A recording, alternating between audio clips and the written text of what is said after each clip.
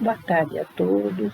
É com grande alegria que estamos reunidos mais uma vez para o estudo do Evangelho dos cursos nos sábados à tarde, sendo que esse é o nosso último estudo do ano de 2022. E nós vamos ler o capítulo 11, com o título Amar o Próximo como a Si Mesmo, dos itens 11 a 15. E a gente sabe que nós estamos dentro de uma doutrina que é esclarecedora, consoladora, então que nós aproveitemos tudo o que ela nos oferece, tá? E vamos ler uma mensagem do livro O Espírito da Verdade, pelo Espírito Emmanuel, com o título Prece no Templo Espírita. Senhor Jesus, abençoa por misericórdia o lar que nos deste ao serviço da oração. Reúne-nos aqui em teu amor e ensina-nos a procurar-te para que não nos percamos à margem do caminho. Nos instantes felizes, sê nossa força para que a alegria não nos torne ingratos e insensíveis. Nos momentos amargos, sê nosso arrimo para que a tristeza não nos faça abatidos e inúteis. Nos dias claros, concede-nos a bênção do suor no trabalho digno. Nas noites tempestuosas, esclarece-nos o espírito para que te entendamos a advertência. Inclina-nos a pensar sentindo, para que não guardemos gelo no cérebro, e induze-nos a sentir pensando, para que não tenhamos fogo no coração. Ajuda-nos para que a caridade em nossa existência não seja vaidade que dilacere os outros, e para que a humildade em nossos dias não seja orgulho rastejante. Ajuda-nos para que a caridade em nossa existência não seja vaidade que dilacere os outros e para que a humildade em nossos dias não seja orgulho rastejante. Auxilia-nos para que a nossa fé não se converta em fanatismo e para que o nosso destemor não se transforme em petulância. Amorável benfeitor, perdoa as nossas faltas. Mestre sublime, reergue-nos para a lição. E, sobretudo, Senhor, faze que entendamos a divina vontade, a fim de que, aprendendo a servir contigo, saibamos dissolver a sombra de nossa presença na glória de tua luz. Emmanuel. Então, diante desta belíssima lição, vamos procurar elevar o nosso pensamento a Deus, nosso Pai, que sois todo poder e bondade, para que tu nos envies, Senhor, os recursos necessários para que possamos desenvolver o Evangelho de nosso Senhor Jesus Cristo com lealdade, com simplicidade e com fidelidade a tudo aquilo que os Espíritos nos trouxeram. Que a vossa bondade se estenda sobre toda a humanidade, nossa família maior, e que diante deste estudo nós amemos a Deus de todo o nosso coração, de todo o nosso entendimento, de toda a nossa alma, e amemos ao nosso próximo como a nós mesmos. Porque as lições são sublimes, Senhor. Basta que interiorizemos todos esses conceitos e apliquemos nas nossas atitudes no dia a dia. Que a vossa bondade se estenda sobre a humanidade inteira, nossa família maior.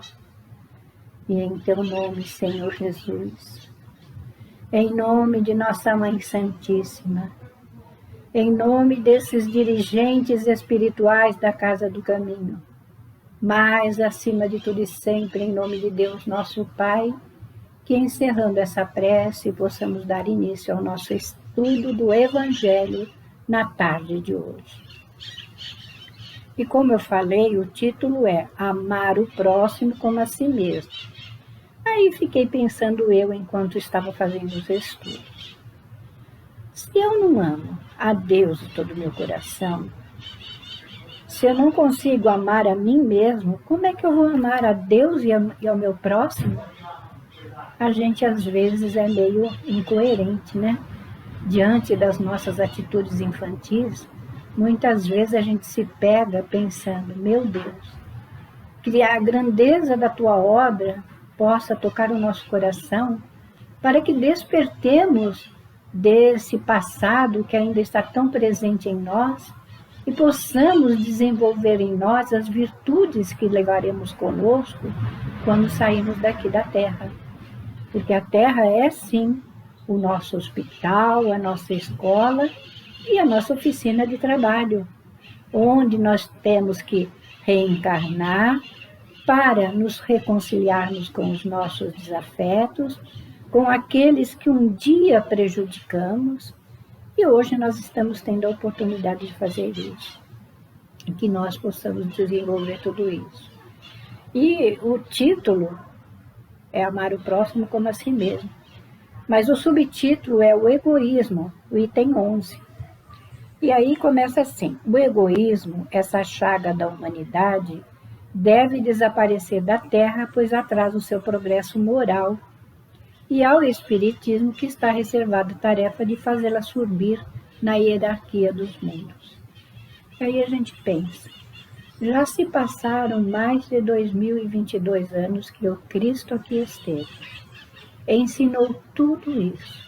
Ensinou, sim, a amar a Deus, a amar ao próximo, a fazer aos outros aquilo que desejamos para nós, a perdoarmos as ofensas quantas vezes ela fosse necessária, em não julgarmos, em não criticarmos, em olharmos todos os nossos irmãos com o mesmo olhar que ele nos olhou e nos olha, compreendendo que cada um está num estágio, cada um está num aprendizado, mas todos nós estamos tendo, sim, a chance de rever a nossa história e reescrevê-la de uma forma diferente.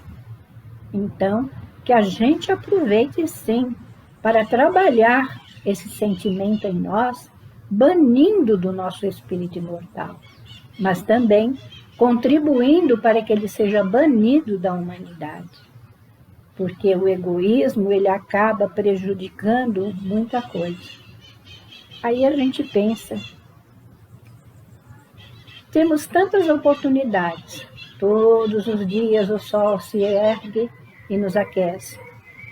Nós temos uma natureza que é de uma obediência suprema ao Pai, porque não cai nenhuma folha de uma árvore sem que ele queira, e tudo é permitido pela sua vontade. Então, que a gente esteja atento para essas lições. Ele ainda fala, o egoísmo é o objetivo para o qual todos os verdadeiros crentes devem dirigir suas armas, suas forças, sua coragem. Digo sua coragem porque é preciso mais coragem para vencer a si mesmo do que para vencer os outros. Aí a gente tem uma deficiência muito grande, porque a gente aponta no outro os defeitos, mas a gente não olha para a gente mesmo. Nós temos é que olhar para nós, porque a doutrina está toda pautada na reforma íntima. Nós não temos que olhar que o outro está em erro, que o outro está em contradição. Nós temos que fazer a nossa parte, porque é através daquilo que a gente está aprendendo e da nossa exemplificação, de acordo com aquilo que Jesus nos ensinou, que nós vamos poder exemplificar e contagiar aqueles que estão ao nosso entorno, né? Porque se eu falo uma coisa, mas eu pratico outra, não tenho nenhuma moral em pedir ao outro que seja diferente, né? E ele ainda fala que cada um, portanto, reúna todos os esforços para combatê-lo dentro de si, com a certeza de que esse monstro devorador de todas as inteligências, esse filho do orgulho, é a fonte de todas as misérias aqui na Terra. Ele é a negação da caridade e, consequentemente, o maior obstáculo que o homem tem para a conquista da felicidade. Aí a gente vai pensar, o egoísta, ele quer ser feliz sim, mas ele não pensa no outro. O que ele quer? Ele quer viajar, quer ter uma casa maravilhosa, dotada de todos os recursos modernos, eletrônicos que existem. Ele quer ter um carro do ano, ele quer fazer viagens, mas as coisas da vida são tão simples. E se nós olharmos para o lado, nós vamos ver tanto sofrimento, tanta penúria, tanta gente sem emprego, tanta gente passando fome e frio, e a gente querendo ficar só com o nosso bem-estar, de ter aquilo que eu acho que vai me fazer feliz. A felicidade não está nisso. A felicidade está toda em cumprirmos a lei de Deus, em fazermos a vontade do Pai, em amarmos os nossos irmãos de humanidade, porque nós somos filhos todos do mesmo Pai. E todos estamos internados nesse grande hospital-escola para fazer a nossa reforma íntima. E aí ele ainda fala, Jesus nos deu o exemplo da caridade e Pôncio Pilatos do egoísmo. E aí a gente pensa, né? Quando Jesus estava lá sendo julgado, Pilatos pergunta, esse homem justo, por que quereis crucificá-lo? Mas não faz nada. E ele deixa que se cumpra, né? A gente sabe até que tinha uma razão de ser, né? Que Jesus sabia da sua prova, sabia daquilo que ele ia passar. Mas poderia ter sido diferente, poderia ter sido mais suave, né? Aí ainda fala. E a incompatibilidade entre a caridade e o egoísmo, a invasão do coração humano por essa verdadeira lepra, que o cristianismo deve ao fato de ainda não ter realizado toda a sua missão. Então, a gente vê que os séculos passaram, milênios passaram, e o egoísmo ainda continua imperando. Enquanto ele estiver presente, a gente sabe que a gente não vai ter a felicidade justa na Terra, né? Porque vai ser um jogo de interesses, né? É um querendo passar por cima do outro, é um querendo levar vantagem das coisas, e não é isso que o Evangelho nos traz.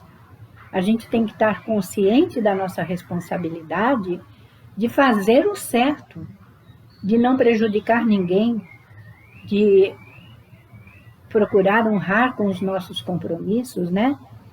Aí a gente pensa, né? Quanto que passa nessa vida e a gente às vezes não aproveita, né? E ele ainda fala, e é a vós, novos apóstolos da fé, que os espíritos superiores esclarecem que cabe a tarefa e o dever de extirpar esse mal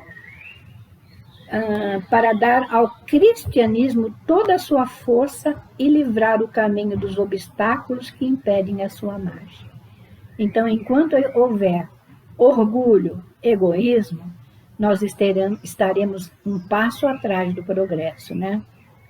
E ainda fala, expulsai o egoísmo da terra, para que ela possa subir na escala dos mundos, porque é chegado o tempo em que a humanidade deve vestir o seu traje viril, e para isso é preciso, em primeiro lugar, expulsar o egoísmo dos vossos corações. Quem nos trouxe essa mensagem foi Emmanuel, em Paris, 1861. Aí a gente vai pensar, isso foi escrito, foi trazido em 1861. Hoje nós estamos em 2022 e a humanidade ainda continua orgulhosa, egoísta e fazendo mal de todas as espécies, né? Mas, como eu falei, a gente não está para julgar e criticar ninguém. E ainda vamos continuar. Se os homens se amassem com idêntico amor, a caridade seria mais bem praticada. Mas, para que isso aconteça, é preciso que vos esforceis para livrar o vosso coração da couraça que o envolve, permitindo assim que ele se torne mais sensível para com aqueles que sofrem. Aí ainda fala, o rigorismo mata os bons sentimentos. Então, lembra que eu falei que a gente não deve criticar e julgar? Cada um está no momento que tem que estar. A gente não pode pensar em que o outro está fazendo coisas erradas, que o outro está prejudicando alguém, porque todos nós prestaremos contas do bom uso ou do mau uso que fizermos do nosso livre-arbítrio. Deus nos deu o livre-arbítrio e Ele permite que, através das nossas escolhas, nós teremos o bem ou o mal a nos alcançar. É a escolha nossa, né? E ele ainda fala, o rigorismo mata os bons sentimentos, né? O Cristo não se aborrecia com ninguém. Aquele que se dirigisse a ele, quem quer que fosse, não era repelido. A mulher adúltera, o criminoso, todos eram socorridos. Jesus jamais temeu que a sua reputação viesse a ser atingida. Quer dizer, ele sabia do outro. Aí a gente vai pensando, quando a mulher adúltera é colocada lá na praça, que os homens se reuniram e disseram que Moisés dizia que era preciso lapidar aquela que fosse pega em adultério, Jesus se põe sentado na areia escrevendo o quê? O pecado de cada um. E ele ainda fala, atire a primeira pedra aquele que estiver sem pecado. Então, quando a gente for julgar alguém, a gente precisa se analisar primeiro e ver se aqueles conceitos do Evangelho estão embasados em nosso espírito. Se nós já estamos fazendo aquilo. É isso que a gente tem que prestar atenção, né? E aí ele fala, quando, pois, o tomareis como modelo de todas as vossas ações? Se a caridade reinasse na terra, o mal não teria mais poder, fugiria envergonhado e se esconderia porque se sentiria deslocado em toda a parte. Então, aí a gente fala, e então o mal desapareceria. Ficar bem certos disso, né? Então a gente vê que o egoísmo, na realidade, é a negação da caridade. Ora, sem a caridade não há tranquilidade para a sociedade. E digo mais, não há segurança. Com o egoísmo e o orgulho que andam de mãos dadas, sempre haverá uma corrida favorável ao mais esperto.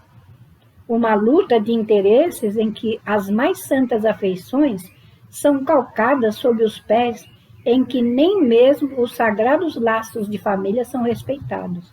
Então, lembra que eu falei outrora? Que é um jogo de interesse, que prevalece aquilo que eu quero? A coisa não é bem assim. A gente tem que pensar, sair de nós mesmos e pensar no outro. Será que é isso que eu gostaria que fulano fizesse para mim? Se eu não desejo isso, eu não posso fazer para o outro. Eu tenho que começar eu a não fazer para que eu não receba isso de volta, né? Esse aqui foi trazido por Pascal em 1862. E vamos agora ao item 13. A fé e a caridade. Meus queridos filhos, recentemente eu vos disse que a caridade sem fé não é suficiente para manter entre os homens uma ordem social capaz de torná-los felizes. Eu devia dizer que a caridade é impossível sem a fé. Aí a gente lembra de Paulo de Tarso, que diz a fé sem obras é morta, né? Aí a gente vê qual é o sentimento mais puro, é a caridade. Porque a caridade o quê? Ela move o coração, ela faz a gente sair da gente mesmo e ir aliviar a dor do outro e consolar o outro, ter empatia com aquele que sofre, né? Aí ele ainda fala, na verdade podereis encontrar impulsos generosos mesmo em uma pessoa que não tenha religião. Mas essa caridade austera, que só se exerce pela abnegação, pelo sacrifício constante de todo interesse egoísta, somente a fé poderá inspirá-la, porque é ela quem nos faz carregar a cruz desta vida com coragem e perseverança. Aí a gente vai analisar bem.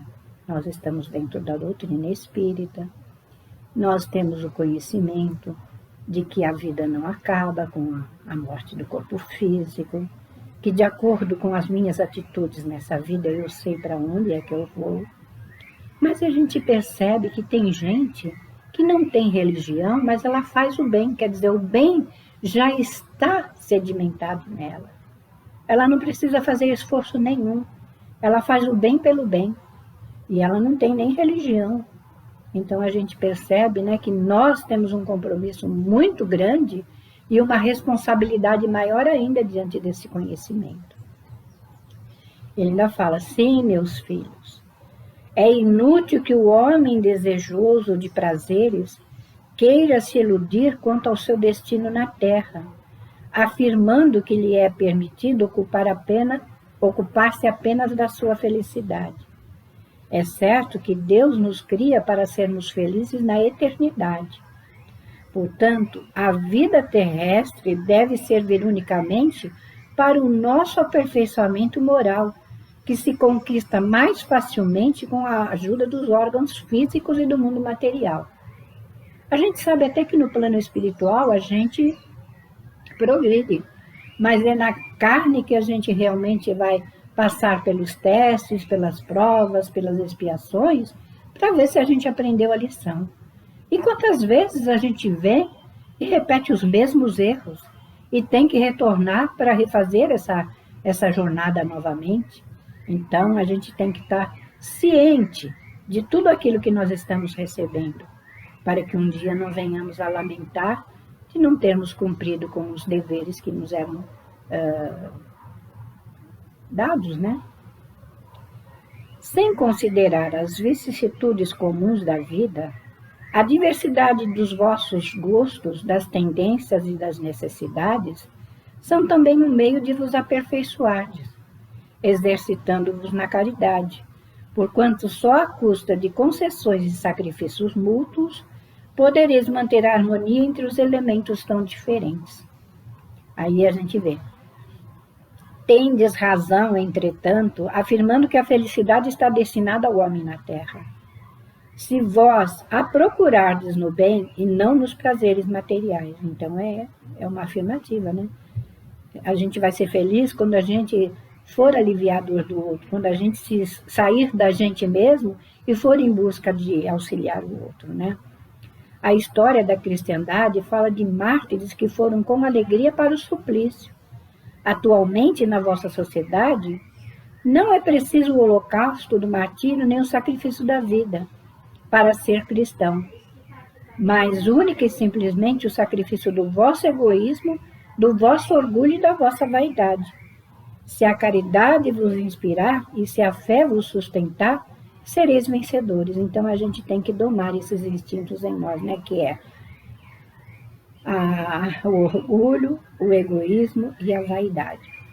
Isso foi nos trazido por um espírito protetor em Cracóvia, 1861.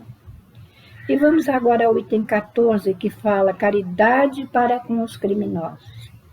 A verdadeira caridade é um dos mais sublimes ensinamentos que Deus deu ao mundo. Entre os verdadeiros discípulos da sua doutrina, deve existir uma fraternidade completa. Deveis amar os infelizes, os criminosos, como criaturas de Deus, às quais o perdão e a misericórdia serão concedidos se eles se arrependerem, assim como para vós mesmos pelas faltas que cometeis contra a sua lei. Aí a gente pensa que nós somos merecedores de repreensão, mais culpado do que eles, porque a gente está sabendo de muita coisa, a gente tem conhecimento de muita coisa. Então será muito mais pedido a nós do que a eles.